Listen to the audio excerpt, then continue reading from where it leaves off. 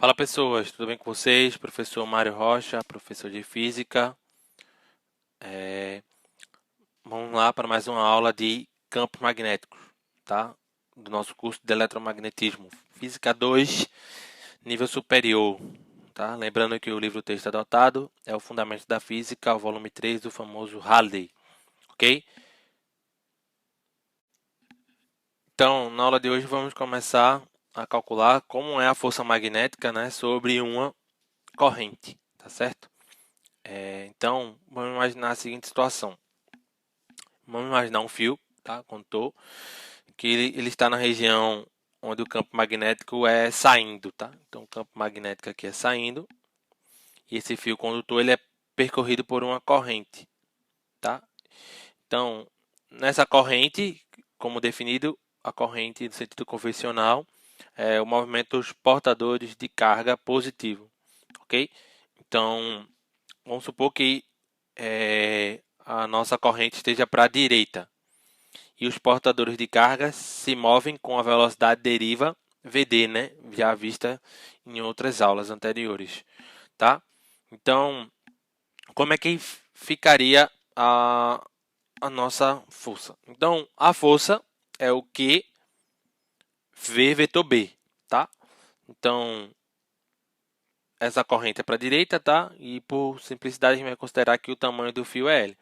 Então, a força é Q V vetor B, então o módulo da força magnética seria o Q, velocidade deriva, B vezes o seno. Tá? Então, nesse caso aqui, a velocidade deriva está para a direita e o campo magnético está saindo. Então, pela regrinha da mão direita, a gente sabe que a força magnética está aqui para baixo. Beleza? E como esse ângulo aqui, com o ângulo entre VD, né, e B é 90, tá? Então, esse seno aqui vai ser, a força magnética vai ser máxima. Então, tenho aqui a força magnética aqui para baixo. E aí eu posso colocar no lugar de Q, eu posso colocar no lugar de Q, né? A carga é corrente vezes o tempo, beleza? O I não é dq dt, né? Então, se a corrente ela é estacionária, o I é Q total que passa, né, no fio sobre o tempo, então a carga é I delta T. Beleza? E o que é delta T vezes VD? Ora, delta T vezes VD é a distância, né, que vai levar para a carga sair de um ponto do fio até o outro ponto do fio. E eu estou considerando que essa distância vai ser uma distância de L. Então eu posso, no lugar de I, colocar I delta T. E no lugar de delta T vezes VD, eu posso colocar que a distância que os portadores de carga percorrem nesse fio condutor. Então, a força magnética vai ficar, o módulo vai ficar o I, L, B seno de θ. Beleza? E esse I, B seno de θ lembra, né, um produto vetorial. Entre quem e quem? Como a gente considera a corrente como um escalar, né, a intensidade só o módulo, então a gente tem que escrever o L como um vetor que tem a mesma direção do sentido da corrente. Então, a força magnética ela pode ser escrita como o I L vetor B, tá? Onde L é o vetor, tá? Comprimento, e ele tem sempre o mesmo sentido, por definição, da corrente. Então, se a corrente está para a direita, o L está para a direita. Se a corrente está para cima, o L está para cima. Beleza? Então, vão ter sempre o mesmo sentido e direção. Beleza, isso é para o caso em que o fio ele é uniforme, a densidade de corrente é bonitinha. E se o fio for não linear, né? Ele for curvo, como é que a gente faz para fazer? Então, para o caso de um fio não linear, o que é que a gente vai ter que fazer? Então, a gente tem que pensar num elemento de corrente. Então, pensei aqui no fio, que ele está numa região aleatória, onde tem um campo inclinado, o fio é curvo, né? Então, como é que a gente deve proceder? Então, a gente deve proceder pensando o seguinte: pegar um elemento de comprimento, né? onde passa uma corrente, tá? Beleza? Então, o DL é o elemento de comprimento do fio. Esses setinhas azuis é o campo magnético, tá certo? E aí, o que é que a gente vai fazer? É calcular o elemento de força sobre cada elemento do fio. Então, o elemento de força seria o I dl vetor B. Beleza? Onde esse dl é por onde passa o fio. E aí, se você quiser saber a força total, basta você somar todas as contribuições de todos os elementos, né? Então, aqui teria infinitos termos. Então, a somatória de infinitos termos daria uma integral. Então, se você quiser saber uma força de um fio não linear, você escreve o elemento de comprimento, multiplica por I, vê qual é a sua direção, obviamente, né? Por se tratar de um vetor, e calcula aqui o dl vetor B, né? Então, isso aqui, o dl, por exemplo, pode ser um r de θ, né? Se for um arco, né? Se for um disco, enfim, vai depender da forma que tiver, ok? Então, para o caso geral, a força magnética sobre correntes, tá? É integral de I dl vetor B, beleza? Então, vamos para o último assunto, que é calcular o torque sobre uma espira, tá? Só para deixar claro, né? Essa aqui é uma integral de linha, porque você tem que integrar sobre a linha, né? De onde está o passando a corrente. Beleza? Então, o último assunto da nossa aula é o torque magnético, tá? Por simplicidade, eu vou resolver o problema para uma espira quadrada. Beleza? Mas o resultado final, ele serve para qualquer espira, tá certo? Para qualquer forma da espira, tá? Por simplicidade e sem perda de generalidade, eu vou considerar uma espira quadrada, tá certo? Não quadrada, né? Retangular, para ser um pouco mais geral, né? Onde ele tem um lado A e um outro lado B, onde o campo magnético ele está passando aqui, tá? Então, eu estou considerando que o campo magnético está aqui no plano,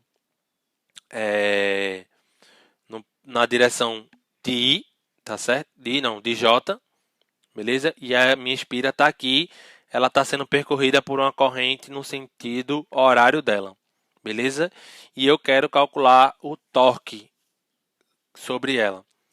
Então, para eu saber o torque sobre em relação ao centro da espira, tá? O que é que a gente tem que pensar? Para ter torque, tem que ter força. Então, eu tenho que calcular as forças que passam nesses fios aqui. Eu posso considerar que são fios que passam corrente. Então, vou chamar esse fio aqui de 1, esse fio aqui de 2, esse fio de 3 e esse fio de 4. Então, se a gente lembrar como é a força magnética num fio, no caso do fio onde ele é linear, né? Então aqui são linhas, então eu posso fazer que a força magnética sobre cada fio é o I L vetor B, beleza? E aí note que o L, né, ou I, se tiver paralelo a B, não provoca força, né? Porque o I L vetor B, né, daria 0. Então, tanto o fio 1 quanto o fio 3 sofrem uma força magnética de 0, né? Se você pensar direitinho, faz sentido, né? Porque a corrente, ela está paralela, né? Ou antiparalela. É como se as cargas estivessem sendo jogadas no campo magnético com paralelo ou antiparalelo, né? E a gente viu que quando é paralelo ou antiparalelo, não sofre força magnética. Beleza? Então, tanto para o fio 1 quanto para o fio 3, o IDL é paralelo a B. Então, a força magnética em 1 é 0. A força magnética em 3 também é 0, pelo mesmo motivo. Então, só vai restar agora a força magnética em 2 e em 4. E como é que é a força magnética em 2 e em 4? Então, em 2, a força magnética é entrando. Como a gente sabe disso? Ó, se pela regrinha da mão direita, né? Se o IDL está na direção Z e o B está na direção J, né? O K vetor J dá da direção menos I. Você pode fazer a regrinha da mão direita, né? Então, o DL para cima, tá? O DL para cima, vetor vetor B para direita vai dar aqui, né? Então, DL, regra da mão direita, DL para cima, vetor B para cá, vai dar uma força magnética entrando. Do outro lado, vai dar uma força magnética saindo, né? O DL para baixo, vetor B, vai dar saindo, tá certo? Mas é só fazer também o produto vetorial. O DL aqui vai estar na direção K também, menos K na verdade, menos K, e o B vai estar na direção J, aí o KJ dá menos I, com o menos da frente vai dar na direção de I, beleza? Então vai dar uma força, e quanto é o módulo dessas forças? Então o módulo dessas forças é o IL, né? O IL, o L do fio 2 e 4 é o lado B, da seção B, então na direção menos I, entrando, e na direção I, no fio 4, saindo, beleza? Então isso seriam as forças. Então essa força, embora tenham o mesmo módulo, elas têm sentidos opostos, estão aplicadas a uma distância diferente. Então eles formam um binário e vai fazer com que essa espira gire, né? Então vai provocar um torque, beleza? Em relação ao seu centro. E como é que é o torque? Então, para lembrar o torque, a gente lembra de física 1 que o torque é o R vetor B, beleza? E então a gente vai fazer para o torque na espira 2 e o torque na espira 4, em relação ao centro, tá? Então o torque da espira 2 é a distância em relação ao centro, tá certo? Então o R, né, vai do centro até o fio. Essa distância é a metade de A na direção J. Beleza? Então, do centro, o R é a distância do centro até o ponto que a força está sendo aplicada. Então, é o A sobre 2 na direção de J. E o vetor em 2 é o menos IBzinho, Bzão, I. Tranquilo? Então, quando você fizer essa conta aqui, vai dar o I, A vezes Bzinho, Bzão sobre 2. E o J, né, o J vetor I vai dar na direção menos K, né? O J vetor I vai dar na direção menos K, com esse menos daqui vai dar na direção K. Analogamente, para o torque na espira 2, no lado 4, você vai ter a distância do centro até aqui, a distância é o A sobre 2, agora a direção é menos J. Então tá aqui. E o torque dela é o I, Bzinho, Bzão na direção I. Então, a mesma coisa, o J vetor I vai dar menos K, com o menos daqui vai dar na direção K. Beleza? E o produto vai ficar I, Azinho, Bzinho, Bzão, que é o campo magnético, sobre 2. Então, esse é o torque em 2 e o torque em 4, né, que vai dar um torque na direção K. O torque total é só somar esses dois, e somando esses dois, a gente tem que vai dar o I, Azinho, Bzinho, Bzão, na direção K, né? Tá certo? Só que o que é Azinho vezes Bzinho? Ora, Azinho vezes Bzinho é essa área da espira. Então, vai ficar a corrente vezes a área da espira vezes o vetor campo magnético na direção K. E a gente pode definir que esse IA é um nosso vetor chamado de momento momento magnético, tá? E ele é definido como um módulo sendo o I vezes a área da espira. E aí, como eu disse no começo, eu faço para o caso de uma espira quadrada, mas sem perder de generalidade, porque no final das contas vai ficar a área. Se você fizesse para uma espira circular, para um outro formato qualquer, no final das contas você teria a área, tá certo? Então você não perde generalidade. Então, o módulo de I do momento magnético é o I vezes a área, tá certo? Onde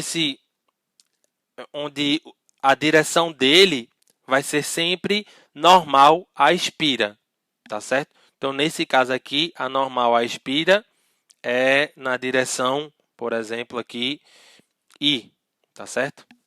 Beleza? Então, veja aqui, um momento daria na direção I e o campo está na direção J. I vezes J vai dar a direção K, que é o torque resultante. Então, isso aqui, na verdade, seria o módulo de mu vezes o módulo de B. E o torque ele vai ser sempre perpendicular a mu e a B. Então, isso lembra, de uma maneira geral, que o torque pode ser dado por mu vetor B, tá certo? E isso é análogo, se você lembrar, ao torque lá de um dipolo, né? Em um campo elétrico. Como era o torque de um dipolo num campo elétrico? O torque de um dipolo no campo elétrico era o P vetor E, tá? Onde o P era o momento de dipolo magnético e o mu aqui é o momento de dipolo magnético. O P é o momento de dipolo elétrico, tá certo? Então é análogo. E o que é que acontece? Então o que acontece é que quando você coloca uma espira percorrido por uma corrente, ele vai sofrer um torque que tende a alinhar a espira com o campo magnético, né? Tá certo? Então tem que lembrar, como dito, que o torque, no caso elétrico de um dipolo num campo, era o P vetor E, beleza? Onde o P é o momento de dipolo elétrico e o mu é o momento de dipolo magnético, tá certo? E é sempre dado por mi, o mu é sempre I, A na direção normal. E aí depende da posição da espira. E aí a gente viu que também, como a gente tinha o torque, a gente também tinha a energia potencial. E aí a energia potencial, né? Isso aqui é a espira, tá? Que tá, tô olhando ela de lado, tá percorrendo por uma corrente aqui saindo e aqui entrando. O que acontece é que quando você coloca uma espira, né, percorrido por uma corrente na região de campo magnético, ela vai tender espontaneamente a alinhar o momento de dipolo magnético com o campo magnético, tá certo? Então, se você gira, você tem uma energia e você pode calcular essa energia potencial, né, como o trabalho, né, de π sobre 2 até θ, de θ de tal do torque de θ. O torque a gente viu que é o mi b seno de θ de θ. E esse aqui fica que é o menos mi b cosseno. Então isso aqui lembra um produto interno do momento de dipolo magnético com o campo magnético. Então se você quiser saber a energia potencial de um corpo, se você conhece o momento de dipolo magnético, basta fazer que é menos mu escalar b, tá certo? Onde esse mu, né, ele representa como se fosse o dipolo, né? Então ele é como se aqui fosse um polo norte e embaixo fosse um polo sul, beleza? Então as linhas saíam daqui e entravam aqui. Isso é como se fosse um dipolo. Visto que no caso magnético a gente não consegue ter um monopolo, a gente sempre tem um dipolo, beleza? Outra coisa importante, né, é que esse valor ele vai ser mínimo, né, quando isso daqui for antiparalelo, né? Quando isso aqui for 180, né? Isso aqui vai... quando ele for 180, não.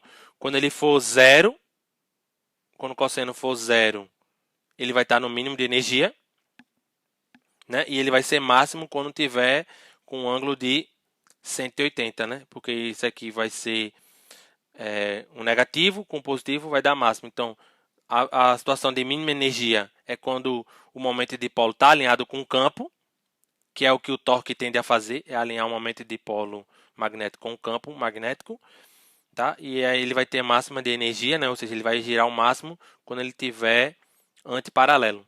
Beleza? Então, vou ficar por aqui, tá certo? Essas são as nossas aulas de magnetismo da primeira parte, referente ao capítulo 28 do livro texto. Então, nas próximas aulas a gente vai falar também de magnetismo, só que a gente vai falar de magnetismo olhando agora para a fonte, né? Então, qual é o campo magnético gerado por um fio? Basicamente, a gente já coloca a existência do campo magnético nessas situações e analisa o que é faz numa carga, o que é faz num fio, tá? Nas próximas aulas a gente vai ver, sim. E agora, se eu tenho um fio retilíneo, como é esse campo, né? Qual é o campo de um fio retilíneo? Qual é o campo de uma espira? Então, a gente vai calcular isso através da definição da lei de Biot-Savart e da lei de Ampère, que são assuntos do capítulo 29 do livro texto. Dúvidas? Me procura lá nas minhas redes, no Classroom, se você é meu aluno. Se você não é meu aluno, deixa aí nos comentários e me procura qualquer coisa no Instagram, @Prof. Mário Rocha. Então, estou à disposição. Até mais. Falou, valeu, fui.